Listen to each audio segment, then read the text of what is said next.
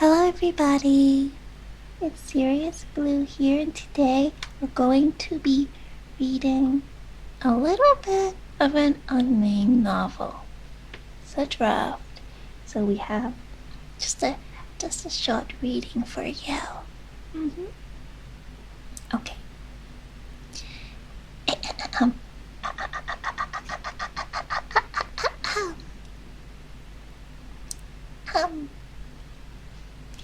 In the distant future, hidden high amongst the clouds, flies the world's most advanced airship, and the home to the Global Academy for Idol Music, better known as GAIL. Would you pronounce it game? Game?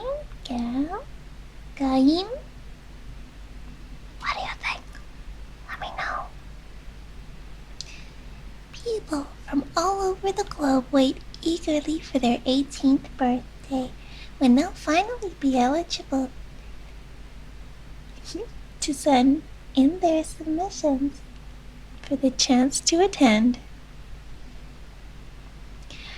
If they are successful, they're in for a shot at competing in the famous end-of-year examination concert, which is broadcast live to billions of people all around the world. All students at GAIL receive equipable accessories known as gear, which enable them to control an array of virtual instruments.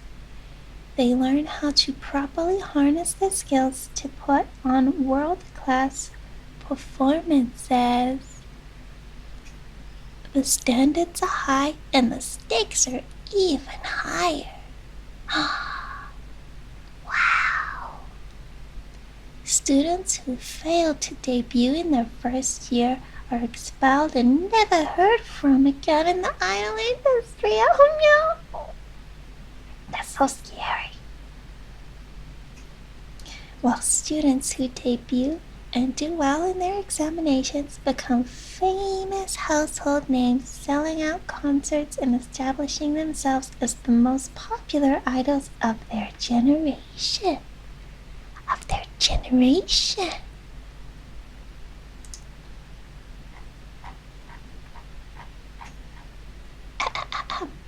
Chapter 1. Excitement filled the air. Summer had finally arrived, and a new school year was about to begin at the Global Academy for Idol Music, better known as GAIL.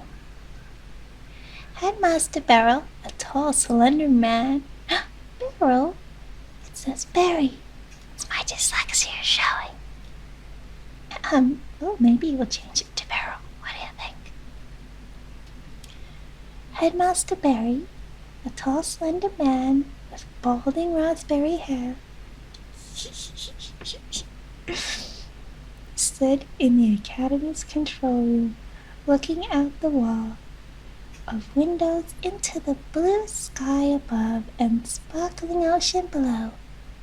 Finally, he sighed, reaching up to deactivate his glasses gear and placing them onto a nearby desk. I'd better call Ginny and get the last of these approval letters sent out. Barry turned around to a knock at the door. It was Freya, his daughter, who had recently turned 18. Freya looked a lot like her mother, with porcelain skin and large sparkling eyes, but her hair looked more like her father's, beautifully long and berry pink, which she kept in 2 puffy braids. Papa? Freya stuttered nervously. What's wrong, sweetheart? Barry replied. Worried about your first term? I promise you'll be fine. The teachers are looking out for you, and I already assigned you as a candidate for center. Barry was grinning from ear to ear with pride that his eldest daughter would finally be attending GAIL. Are you sure it's all right? Freya took a deep breath. I mean, I didn't do well on the entrance exam and, Barry interrupted. I've already taken care of that. Melon will be giving you one-on-one tutoring. Freya's eyes open wide. Melon? You mean Melon from Idolize? Barry walked over to his daughter and gave her a hug. Don't worry, your mother and I spoke to Melon and we all agreed that you are destined to be a star. Melon would not have accepted you as a student if she felt otherwise. Barry picked up his glasses gear and placed them into his pocket. I have to get back to work, sweetheart. He gently kissed Freya on the head and left.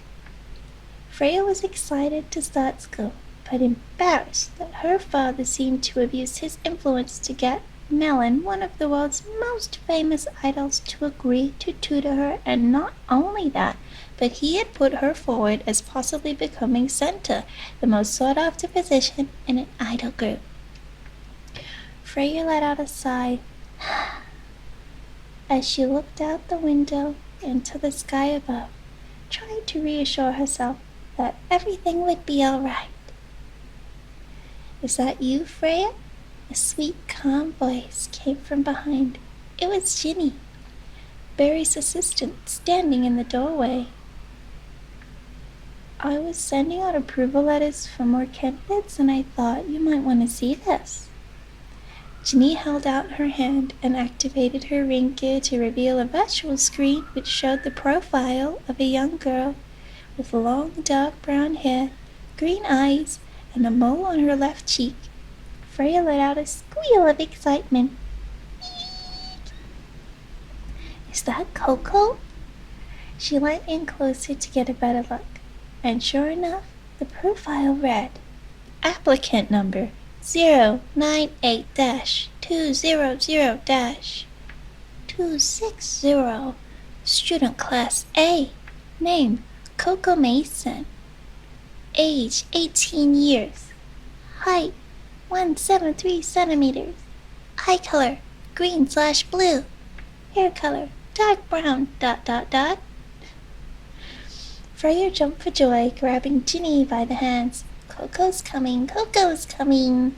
And without giving Ginny a chance to respond, Freya swiftly skipped out of the room and headed for the girls' dormitory, where she hoped she might find out which room Coco would be staying in.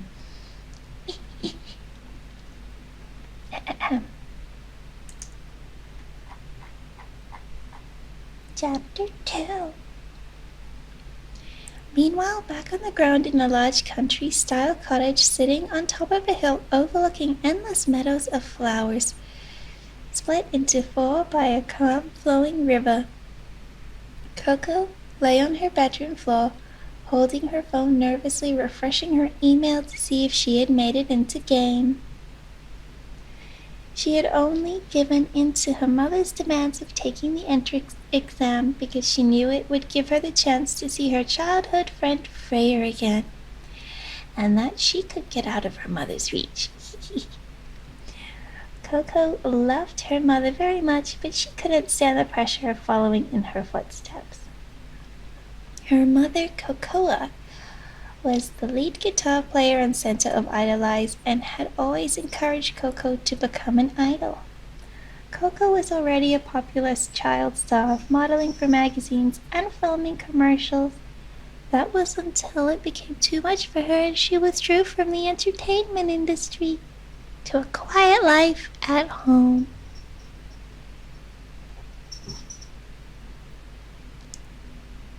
Coco was still on the floor when she heard footsteps coming up the stairs and her bedroom door swung wide open. "Coco," said Cocoa enthusiastically. Coco was surprised and accidentally dropped her phone onto her face.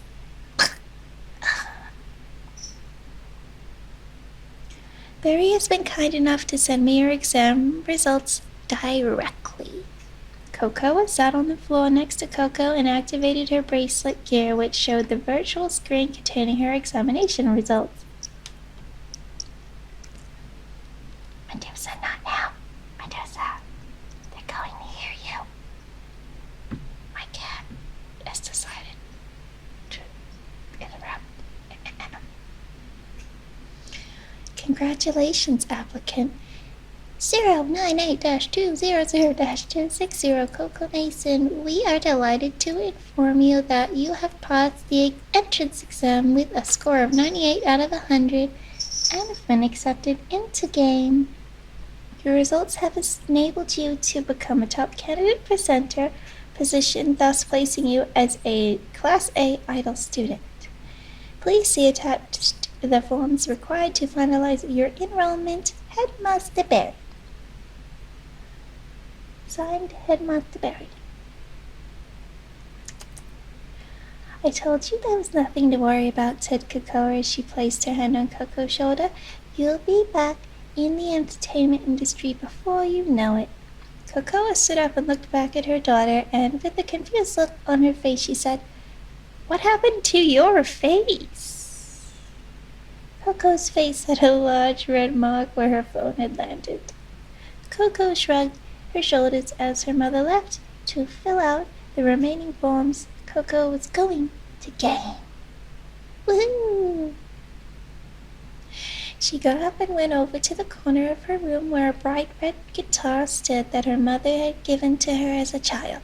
She picked up the old guitar and sat on her bed, strumming it to check if it was in tune. Don't worry, lady, she said with a smile. I'm going to be an idol, and when I debut, I'll show 'em how cool you really are. Coco had a passion for physical instruments and would spend hours learning to play any she could get her hands on. After all, it was Lady the guitar that had saved her from a dark place after she left the entertainment industry. She wanted to repay Lady for being there for her, and she couldn't think of any better way than to become an idol and play Lady on the big stage like her mother once did. That way she could fulfill her mother's wishes and her own at the same time. However, Coco knew that this dream wasn't possible, as all idols used gears to control and play instruments these days. Guitars like Lady were considered old, outdated technology, but it wasn't going to stop her from trying. Coco took a deep breath and started to play Lady, singing one of her mother's songs. I can't believe this was in here.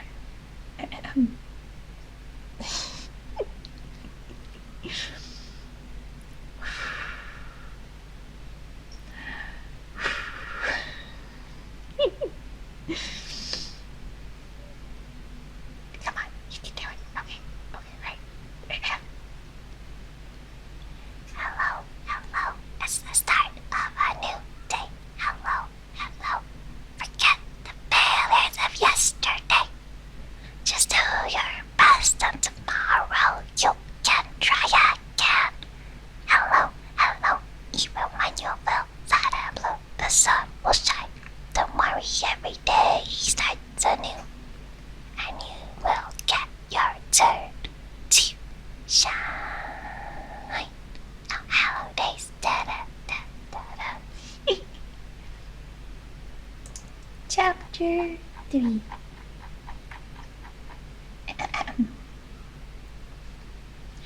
Freya skipped along the empty halls for one last time before the new students would start arriving.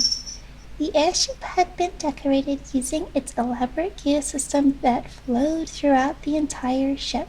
Upon the once bare halls now hung golden bells and white blossoms tied together with sheer metallic ribbons and bows that sparkled as if they were made from billions of tiny diamonds.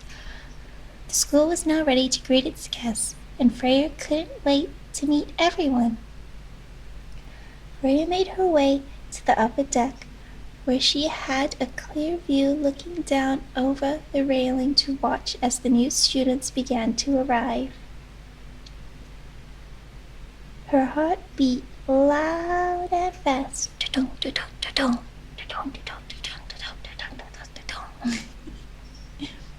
within her chest as each student came through the entrance. Is it her? She thought. Every time a new face appeared, is Coco here yet? Just when she thought she couldn't take it any longer, There she was, a tall girl, standing out from the rest. It was Coco. Suddenly she was quickly surrounded by the other students who were all trying to get her attention by pulling at her and begging desperately to get a photo or an autograph. Freya gasped and ran to the main stairway, hoping that she could somehow help her friend. But before she could get close to the commotion, it came to a sudden stop when a kind but loud male voice silenced the crowd. Would all Class A students please make their way to the ballroom? Class B and C idols to the garden, Class D and E to the practice hall.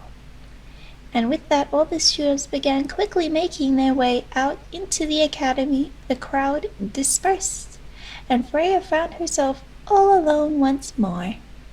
Aww. Her heart dropped inside her chest. Did Coco even notice she was there? Freya called Ginny, who was on the upper deck, waving happily at her. Come up here, the Class B students are ready. You better hurry or you'll miss orientation. With no more time left to try and reunite with Coco, Freya headed towards the garden. The garden was a large rooftop area covered by a transparent dome that controlled the climate. In the center was a large outdoor stage where the students had gathered around, looking up to the floating screens around them, which projected a close-up of Melon, who was standing on the stage. Woohoo! Ready to brief the students on what to do next. Class B and C students of game, I am your head teacher, Melon. It is my responsibility to look after all Class B and C idol students and help you all develop your skills and knowledge about this industry to help you make your successful debut as a game idol. Melon lifted up her arm and activated her gear, which changed her formal clothes into a beautiful black and red checkered idol uniform. Freya moved closer to the screen near the back of the garden, where only one small girl with short purple hair was standing, nervously chewing on her long sleeves, watching the screen. Freya stood next to her to get a clear view of the stage. The stage floor opened and lifted. Up from underneath came 4 idols dressed in white lace costumes with animal ears on their heads. Take a good look. These are the 4 Class B and C idols who made a successful debut at last year's final live. Only 4 of them made it? The small girl's eyes started to tear up as she watched anxiously. Freya looked over to her. It may only be 4 out of all of Class B and C, but they're living proof that we can do it too. So no more tears, okay? Wow. Freya pat the girl on the head. I'm patting you on the head. Okay. To reassure her, the road to debut is hard, but I know we can do it. The girl looked up at Freya as if she wanted to say something, but all she could manage was a small "ooh" before turning back to watch the screen. Music started to play as the idols stepped into position, ready to perform the welcoming show. And that's the end of Chapter 3. I hope you enjoyed the reading. I'll see you guys in the next video. The next video. Ow. Pew pew.